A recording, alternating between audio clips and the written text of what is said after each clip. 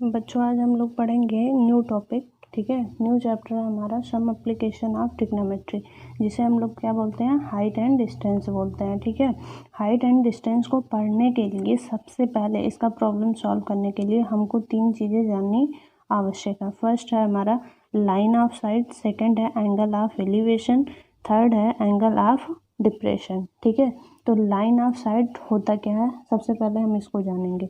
ठीक है, तो जैसे हमारा कोई ऑब्जर्वर है, ठीक है, यहाँ पे है, सपोज दैट यहाँ पे कोई ऑब्जर्वर है, ठीक है, वो किसी भी ऑब्जेक्ट को देख रहा है। ऑब्जेक्ट हमारा कहाँ रखा हुआ है, यहाँ रखा हुआ है, ठीक है, और उसकी आंखें यहाँ पे है। ठीक है, अब ये ऑब्जर्वर क्या कर रहा है, अगर इस ऑब्जेक्ट को देख रहा है तो इसके बीच में एक लाइन फॉर्म होगी। ठीक है, इसके बीच में, इसकी आँख और इस ऑब्जेक्ट के बीच में एक लाइन फॉर्म होगी, जिसे हम लोग क्या बोलेंगे, लाइन ऑफ साइट बोलेंगे। जिसे हम लोग क्या बोलेंगे, लाइन ऑफ साइट बोलेंगे। ठीक है, मतलब कोई ऑब्जर्वर है, अगर वो ऑब्जर्वर किसी भी ऑब्जेक्ट को देख रहा है तो उसकी आँख और उस ऑब्जेक्ट के बीच में एक लाइन फॉर्म होगी, जिसे हम लोग क्या बोलेंगे, लाइन ऑफ साइट बोलेंगे। ठीक है, अब ये ऑब्जेक्ट नीचे भी देख सकता है, नीचे की तरफ भी देख सकता है। जैसे हमारा कोई ऑब्जर्वर यहाँ पे है और ये क्या कर रहा है, यहाँ से ये नीचे की तरफ देख रहा है। ठीक है, तो यहाँ भी हमारी एक लाइन फॉर्म होगी ना, यहाँ पे भी एक लाइन हमारी फॉर्म होगी। तो ये जो लाइन, इसके आँख और इस ऑब्जेक्ट के बीच में जो लाइन फॉर्म हो रही है, इसे हम लोग क्या बोलेंगे, लाइन ऑफ साइट बोलेंगे। क्या बोलेंगे, लाइन ऑफ साइट बोलेंगे। इसका कहने का मतलब है कि लाइन ऑफ साइट को हम कैसे डिफाइन करेंगे, the line drawn from the eyes of the observer is known as line of sight. मतलब किसी भी कोई ऑब्जर्वर है, अगर वो किसी पॉइंट को देख रहा है तो उस पॉइंट और ऑब्जर्वर के आई के बीच में जो हमारा लाइन फॉर्म होगा, उसे हम क्या बोलेंगे, लाइन ऑफ साइट बोलेंगे। अब सेकंड हमारा है एंगल ऑफ एलिवेशन। तो एंगल ऑफ एलिवेशन क्या होता है, ठीक है, तो सपोज कोई ऑब्जर्वर यहाँ पे है, ठीक है, कोई ऑब्जर्वर हमारा यहाँ पे है और ये क्या कर रहा है, यहाँ से इसके आई के हॉरिजॉन्टल क्या है, एक कोई पोल है। सपोज दैट कोई पोल भी हो सकता है, कोई होम भी हो सकता है, या कोई भी ऑब्जेक्ट ऐसी हो सकती है। ठीक है, अब ये ऑब्जर्वर क्या कर रहा है, इस पोल के टॉप को देख रहा है, यानी कि ये ऑब्जर्वर क्या कर रहा है, इस पोल के टॉप को देख रहा है। मतलब कोई भी ऑब्जर्वर अपने हॉरिजॉन्टल रखी हुई ऑब्जेक्ट के टॉप को अगर देखेगा, हॉरिजॉन्टल लाइन के अबव अगर वो देखेगा, तो जो लाइन ऑफ साइट है, ये हमारी कौन सी लाइन है, हॉरिजॉन्टल लाइन है ना, ये कौन सी है, हॉरिजॉन्टल लाइन है। ठीक है, और ये हमारा क्या है, लाइन ऑफ साइट है। लाइन ऑफ साइट और हॉरिजॉन्टल के बीच में जो एंगल फॉर्म होगा, उसी को हम लोग क्या बोलेंगे, एंगल ऑफ एलिवेशन। मतलब कोई ऑब्जर्वर है, उसके हॉरिजॉन्टल एक हमारा पोल है, अगर ये ऑब्जर्वर पोल के टॉप को देख रहा है, यानी कि ऑब्जर्वर हॉरिजॉन्टल लाइन के अबव देख रहा है। ठीक है, तो जो लाइन ऑफ साइट और हॉरिजॉन्टल के बीच जो एंगल फॉर्म होगा, उसे हम लोग क्या बोलेंगे, angle of elevation. Angle of elevation क्या बोलेंगे, एंगल ऑफ एलिवेशन बोलेंगे। ठीक है, तो the angle formed by the line of site with the horizontal when the object is above. जब हमारा ऑब्जेक्ट क्या है, उस हॉरिजॉन्टल लाइन के ऊपर रखा हुआ है, तब हमारे आई लाइन ऑफ साइट और हॉरिजॉन्टल के बीच में जो एंगल फॉर्म होगा, उसे हम लोग क्या बोलेंगे, एंगल ऑफ एलिवेशन बोलेंगे। ठीक है, थर्ड है हमारा एंगल ऑफ डिप्रेशन। ठीक है, तो एंगल ऑफ डिप्रेशन हमारा क्या होगा, इसको देखिए, सपोज कोई ऑब्जर्वर यहाँ पे है, ठीक है, ऑब्जर्वर हमारा कहाँ पे है, यहाँ पे। ठीक है, ये हमारी क्या हो गई, हॉरिजॉन्टल लाइन हो गई। ठीक, अब जो ऑब्जेक्ट है वो कहाँ रखा हुआ है, हॉरिजॉन्टल लाइन के बिलो है। जो ऑब्जेक्ट हमारा, या सपोज पोल हमारा जो है, वो क्या है, हॉरिजॉन्टल लाइन के बिलो है। तो ये ऑब्जर्वर क्या करेगा, इस पॉइंट को अगर देखेगा तो यहाँ पे हमारी जो लाइन ऑफ साइट बनेगी, यहाँ पे जो हमारी लाइन ऑफ साइट बनेगी, तो इस ऑब्जर्वर और इस लाइन ऑफ साइट और हॉरिजॉन्टल लाइन के बीच में जो एंगल फॉर्म होगा वो हमारा क्या हो जाएगा, एंगल ऑफ डिप्रेशन। क्या हो जाएगा, एंगल ऑफ डिप्रेशन। ठीक है, एंगल ऑफ डिप्रेशन क्या होता है, ऑब्जर्वर के हॉरिजॉन्टल अगर कोई पोल रखा हुआ है, वो पोल अगर ऑब्जर्वर उस पोल के हॉरिजॉन्टल लाइन के बिलो देख रहा है, ठीक है, क्या कर रहा है, ऑब्जर्वर हॉरिजॉन्टल लाइन के बिलो रखी हुई ऑब्जेक्ट को देख रहा है, तो जो लाइन ऑफ साइट हमारा फॉर्म हो रहा है उसकी लाइन ऑफ साइट और हॉरिजॉन्टल लाइन के बीच जो एंगल फॉर्म होगा उसे हम लोग क्या बोलेंगे, एंगल ऑफ डिप्रेशन बोलेंगे। ठीक है, अब इसी को हम कंप्लीट बना लेते हैं। ठीक है, ये हमारा क्या हो गया, पॉइंट ओ हो गया, पी क्यू आर। ठीक है, नेमिंग कर दिया। अब यहाँ पे जो ये एंगल बन रहा है ये हमारा अल्फा है, इसको हम क्या बोलेंगे, angle of elevation, angle of elevation. और ये हमारा जो यहाँ बिलो हो रहा है हॉरिजॉन्टल लाइन के, वो एंगल ऑफ डिप्रेशन। ठीक है, और ये हमारी क्या हो गई, line of site, line of site.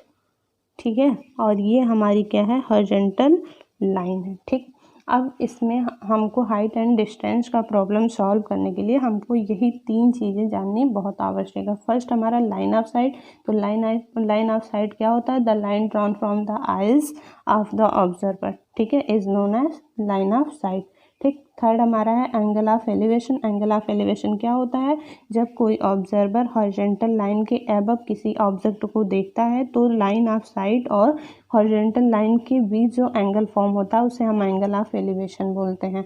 Third है हमारा एंगल ऑफ डिप्रेशन। तो एंगल ऑफ डिप्रेशन क्या होता है, जब कोई ऑब्जर्वर क्या करता है, हॉरिजॉन्टल लाइन के बिलो रखी हुई ऑब्जेक्ट को देखता है तो लाइन ऑफ साइट और हॉरिजॉन्टल के बीच जो एंगल फॉर्म होता है उसे हम लोग क्या बोलते हैं, एंगल ऑफ डिप्रेशन बोलते हैं। ठीक है, इतना हमारा हाइट एंड डिस्टेंस का प्रॉब्लम सॉल्व करने के लिए ये तीन चीज़ें पढ़ना बहुत ही आवश्यक है, इनके बारे में जानना भी बहुत आवश्यक है। अब हम लोग क्या करेंगे, प्रॉब्लम सॉल्व करेंगे। देखिए हमारा फर्स्ट क्वेश्चन है, if a tower 12 metre high cast a shadow of 4√3 metre long on the ground, ठीक है, then what is the angle of elevation of sun.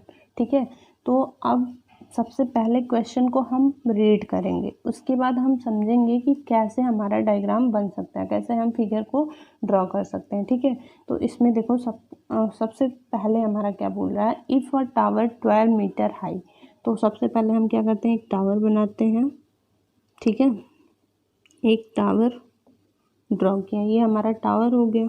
ठीक, अब ये हमारा 12 मीटर हाई है, कितना है, 12 मीटर हाई एक टावर है। फिर इसके बाद ये क्या बोल रहा है, cast a shadow of 4√3 metre long on the ground. Ground से ये क्या कर रहा है, अपना शैडो बना रहा है। तो ग्राउंड पे अगर शैडो बनेगा तो 4 मीटर लॉन्ग, 4√3 मीटर लॉन्ग ये क्या कर रहा है, अपना शैडो बना रहा है। ठीक है, अब हमको निकालना क्या है, what is the angle of elevation. ठीक है, और यहाँ पे हमारा क्या है, सन है।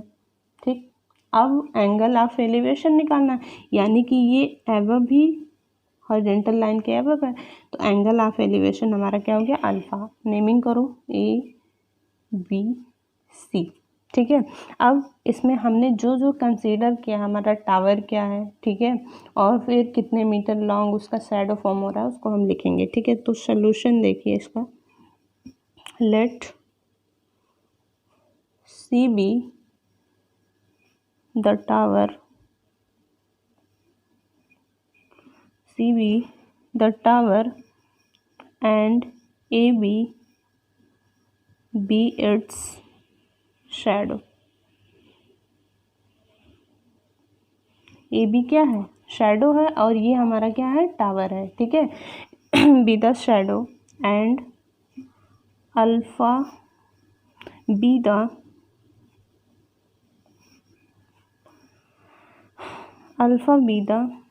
एंगल ऑफ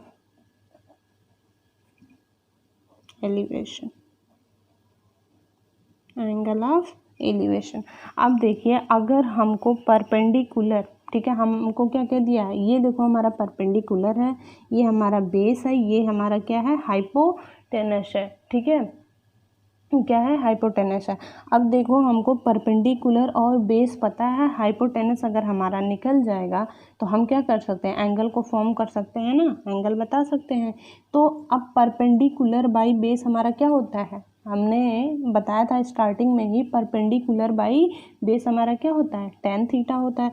अब यहाँ पे हम लगाएंगे tan अल्फा इन, सपोज यहाँ पहले लिखो इन ट्रायंगल ABC, ठीक है, tan थीटा इज इक्वल हमारा क्या हो जाएगा, BC by AB, BC by AB, ठीक है। यहाँ पे tan थीटा इज इक्वल हमारा क्या है, BC हमारा कितना है 12 मीटर है, और ये हमारा 4√3 मीटर, मीटर से मीटर कैंसिल हो जाएगा, ठीक। अब 4 3 जा 12, tan थीटा इज इक्वल हमारा क्या हो गया, सॉरी tan अल्फा है, tan अल्फा इज इक्वल 3/√3। अब 3 को हम क्या लिख सकते हैं, √3 इंटू √3/√3, √3 से √3 कैंसिल हो गया, tan अल्फा इज इक्वल हमारा क्या हो गया, √3। अब देखो tan में √3 किसकी वैल्यू होती है, tan 60 डिग्री की होती है, ठीक है, √3 tan 60 डिग्री की वैल्यू होती है। यहाँ पे हमारा क्या हो जाएगा, tan 60 डिग्री, यहाँ से tan कैंसिल हो जाएगा, बचेगा क्या, अल्फा इज इक्वल हमारा क्या आ गया, 60 डिग्री, ठीक है। तो अब हम क्या लिखेंगे, angle of elevation is equal 60 degree, क्या आ गया, 60 डिग्री आ गया, यही आपका आंसर हो जाएगा। अब नेक्स्ट क्वेश्चन देखते हैं बच्चों, देखो नेक्स्ट क्वेश्चन हमारा क्या है, ठीक है, एनसीईआरटी का क्वेश्चन है, a circus artist is climbing a 20 metre long rope, ठीक है, मतलब कोई सर्कस आर्टिस्ट है, वो क्या किया है, 20 मीटर लॉन्ग क्या लिया है, रोप, मतलब एक रस्सी लिया हुआ है 20 मीटर लॉन्ग, ठीक है, tied from the top of the vertical pole, कोई हमारा पोल है, ठीक है, उसके वर्टिकल वो ले रहा है, ठीक। If the angle made by the, sorry, pole of the ground, find the height of the pole. अब हमको इसमें निकालना क्या है, पोल की हाइट हमको निकालनी है, और रोप का उसका वो दिया हुआ है, यानी कि लाइन ऑफ साइट हमको कितना दिया है, 20 मीटर दिया है, और कुछ एंगल वो क्या कर रहा है, फॉर्म कर रहा है किसके बीच में, if the angle made by the rope with the ground, rope ground के साथ क्या कर रहा है, एक एंगल फॉर्म कर रहा है, जो कि हमारा क्या है 30 डिग्री है, और वो हमको फिगर में दिया हुआ है, ये पहले से ही हम लोगों का फिगर ड्रॉ है, यानी कि ये हमारा पोल है, ये हमारा रोप है, इसकी कितनी दी हुई है, 20 मीटर लॉन्ग, कितनी लंबी है ये, 20 मीटर है, और इस ग्राउंड लेवल से इस रोप के बीच में एंगल फॉर्म हो रहा है, वो कितना है 30 डिग्री है, ये हमारा 90 है, यानी कि राइट एंगल ट्रायंगल बन गया। अब हमको एंगल, एक एंगल दिया है और एक साइड हमको दिया हुआ है, ठीक है, तो इससे हम क्या कर सकते हैं, निकाल सकते हैं। तो आप बताइए आप लोग कि हमको निकालना क्या है, परपेंडिकुलर निकालना है, और हाइपोटेनस हमको दिया हुआ है, और एंगल हमको फॉर्म है। तो ये बताइए परपेंडिकुलर बाई हाइपोटेनस हमारा क्या होता है, साइन थीटा होता है ना, तो हम इसमें क्या लगाएंगे, साइन थीटा लगाएंगे, ठीक है, क्योंकि हमको बोल दिया है कि हमको निकालना क्या है, परपेंडिकुलर इसका, यानी कि पोल की हाइट निकालनी है। तो पोल की जब हाइट हमको निकालनी है, यानी कि हमको हाइपोटेनस और परपेंडिकुलर दिया है, एंगल हमारा पहले से दिया हुआ है, थीटा इज इक्वल हमारा 30 डिग्री है, तो परपेंडिकुलर बाई हाइपोटेनस हमारा क्या होता है, साइन थीटा होता है। तो हम इसमें क्या अप्लाई करेंगे, साइन थीटा। तो सपोज पहले हम इसमें लैंग्वेज लिखते हैं, सॉल्यूशन लैंग्वेज हमारा इसमें रहेगा, in the given figure A B be the height, in the given figure A B be the height, be the height of the pole, and AC is equal 20 meter be the length of rope which is tied from the top of the pole। Question एक बार फिर से repeat कर लीजिए। A circus artist is climbing a 20 metre long rope which is tightly stretched and tied from the top of the vertical pole to the ground. Find the height of the pole if the angle made by the rope with the ground level is 30 degree. इसके कहने का मतलब है कोई circus artist है, वो एक रोप लिया हुआ है जो कितना मीटर लंबा है, 20 मीटर लॉन्ग है, और वो क्या कर रहा है, उसके हॉरिजॉन्टल एक पोल रखा हुआ है, उस पोल के टॉप से ग्राउंड लेवल से वो क्या कर रहा है, उसे टाइटली बांध दे रहा है। ठीक है, तो ये क्या कर रहा है, टाइटली उसको बांध दे रहा है। अब इस रोप और ग्राउंड लेवल के बीच में जब वो बांध रहा है पोल से, तो क्या बन रहा है, एक एंगल फॉर्म हो रहा है। वो हमारा कितना दिया है, 30 डिग्री दिया है। ठीक है, तो अब हमको क्या निकालना, पोल की हाइट निकालनी है। तो पोल की हाइट हमको निकालनी है और हाइपोटेनस हमको दिया हुआ है, रोप का हमको दिया हुआ है कि वो कितने मीटर लंबा है। ठीक है, उसकी लेंथ हमको पता है। तो अब परपेंडिकुलर बाई हाइपोटेनस हो गया। ठीक है, और एंगल हमको 30 दिया है, तो हम आराम से कर सकते हैं साइन थीटा, इसमें हम अप्लाई कर सकते हैं। ठीक है, फिर नाउ इन ट्रायंगल ABC, ठीक है, साइन थीटा इज इक्वल हमारा क्या हो जाएगा, perpendicular by AB by AC, AB by AC। तो थीटा की वैल्यू हमको क्या दिया है, 30 दिया है। Now theta is equal 30 degree. ठीक है, तो sine 30 degree is equal AB की वैल्यू कितनी है, AB की वैल्यू हमारी क्या है, AB ही रहने दे रहा है। ठीक है, AB हमारी AB ही रहेगी, और ये हमारा कितना दिया है, 20। तो साइन 30 की वैल्यू क्या होती है, 1/2 होती है, 1/2 AB बाई 20। ठीक है, cross multiplication AB two AB is equal हमारा क्या हो गया, 20। नाउ AB इज इक्वल 20/2, ये हमारा क्या आ गया, AB is equal 10 metre long आ गया। ठीक है, उसकी हाइट कितनी है, 10 मीटर है। Now hence the height of the pole be 10 metre. ठीक है, यही हमारा क्या हो जाएगा, आंसर। अब इसी टाइप से आप लोग क्वेश्चन सॉल्व करिएगा, बाकी मैं नेक्स्ट वीडियो में क्वेश्चन और भी सॉल्व करवाऊंगी। ओके।